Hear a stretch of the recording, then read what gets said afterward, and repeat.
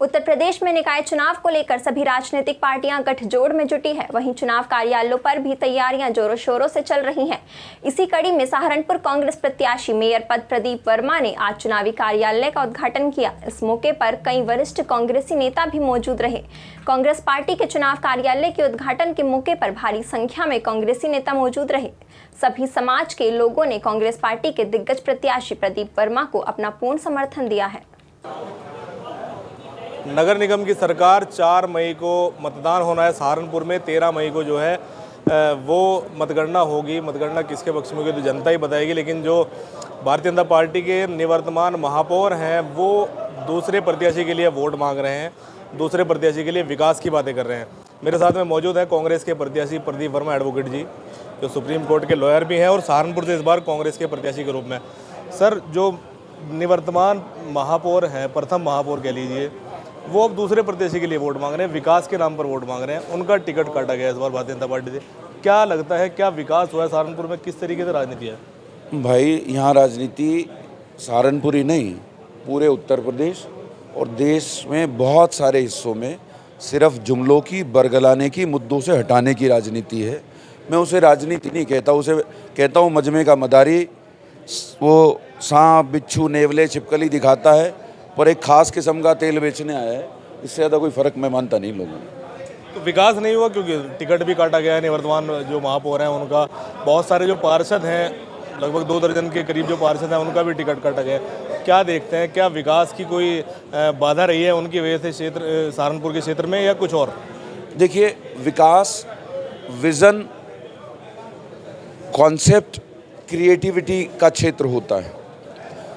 अगर आप जनसेवा के लिए आए हैं और वहाँ आप अपना व्यापार फैला रहे हैं, कोई बड़ी बड़ी टाइलों की फैक्ट्रियाँ, अब तो बहुत जगह लग गई, मुझे पता लग रहा है, तो आपका दिशा और दर्शन तो अपनी प्रगति था। इस शहर को ना आपने समझा, ना आप सबने समझना चाहा, तो विकास के नाम पे तो यहाँ विनाश हुआ है। मुझे कोई भी एक उपलब्धि निवर्तमान मेयर महोदय बता दें जो उनके कार्यकाल की है, तो उसकी बैठ के समीक्षा कर लेंगे, जनता तक भी पहुंचाएंगे। हाँ, उन्होंने बहुत अच्छा काम किया, मैं अपने मुख से कहूँगा, मुझे कोई आपत्ति नहीं। मैं राजनीति वैचारिक मतभेद तक रखता हूँ, व्यक्तिगत वैमनस्यता मेरी किसी से भी नहीं होती, तो मैं भी उनके उस अच्छे काम को जनता को बताऊँगा, मुझे भी अच्छा लगेगा। कांग्रेस जो है वो 70 वार्डों पर चुनाव लड़ रही है, लगभग आधे वार्डों पर चुनाव लड़ रही है। अगर आप मेयर बनते हैं तो बोर्ड कैसे चलेगा? क्योंकि लगातार जो विपक्ष है वो आरोप प्रत्यारोप का दौर रहता है, तो बोर्ड कैसे चलेगा अगर आप मेयर बनते हैं और पार्षद बनते हैं आपकी कांग्रेस की? देखिए, स्वर्गीय मास्टर कंवरपाल जी एक बात कहा करते थे, इनके प्रदीप, ये राजनीति बड़ी अजीब चीज़ है बेटे। यहाँ विधानसभा के दरवाजे पे ही हाँ और ना लिखा, तो सही बात भी हो तो ना कहनी पड़ेगी और गलत बात भी हाँ कहनी पड़ेगी। तो उससे ऊपर उठ के अगर जनता को मतलब मेरे विचार, मेरी योजनाएं पसंद आती हैं, मुझे ये दायित्व और सम्मान इस शहर का सम्मानित मतदाता देता है, तो मैं हर वार्ड में एक पैरेलल नागरिक समिति का गठन करूंगा। उस नागरिक समिति का गठन करने से ये होगा कि वो जो पार्षद बन के उनके बीच आते हैं ना, उनको पहले उस समिति को जवाब देना होगा। पावर का डिसेंट्रलाइजेशन कहते हैं इसे। यहाँ होता क्या है कि पार्षदों के भी कुछ हित इन्वॉल्व हो जाते हैं, तो जिस व्यक्ति का, चाहे वो मेरी ही पार्टी से लड़ रहा हो या हमारी पार्टी उसका समर्थन कर रही हो, ऐसे किसी पार्षद को अपना ये दिमाग दुरुस्त कर ले कि हम यहाँ कुछ कमाने आए हैं या कमा के जाएंगे, हम सेवा करने आए हैं और सेवा करके दिखाएंगे। ऐसे क्या 3 काम, मुख्य काम है प्रदीप वर्मा की नज़र में जो वो सहारनपुर को देना चाहते हैं, जिसके अभाव से सहारनपुर जो है वो पिछड़ रहा है, स्मार्ट नहीं बन पा रहा है?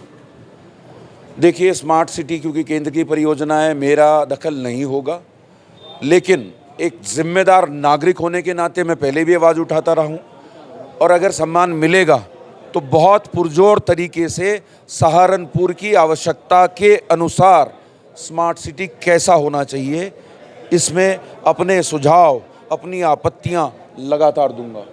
ये तो हो गया स्मार्ट सिटी का प्रोजेक्ट। बाकी नगर निगम के कार्य क्षेत्र में यहाँ सबसे बड़ी समस्या मुझे ट्रैफिक स्वच्छता, वेंडर जोन्स और बढ़े हुए हाउस टैक्सेस के रूप में नज़र आती है। नगर निगम के शिक्षा के नाम पे शून्य है और नगर निगम के पास चिकित्सा का भी कुछ क्षेत्र होता है, स्वच्छता और चिकित्सा का भी। तो ये दोनों क्षेत्र ये एक बहुत मॉडल के रूप में आपके सामने आएंगे। यहाँ नगर निगम के डिजिटल विद्यालय देखेंगे भविष्य में, यदि मुझे अवसर देते हैं, और बहुत सारे ऐसे क्लिनिकल फैसिलिटीज़ मिलेंगी। चिकित्सक हैं, चिकित्सक हायर किए जा सकते हैं। गरीब जनता तक चिकित्सक के लिए रेफ़र भी किया जा सकता है, जिसका भुगतान नगर निगम भी कर सकता है। बहुत सारी योजनाएं हैं।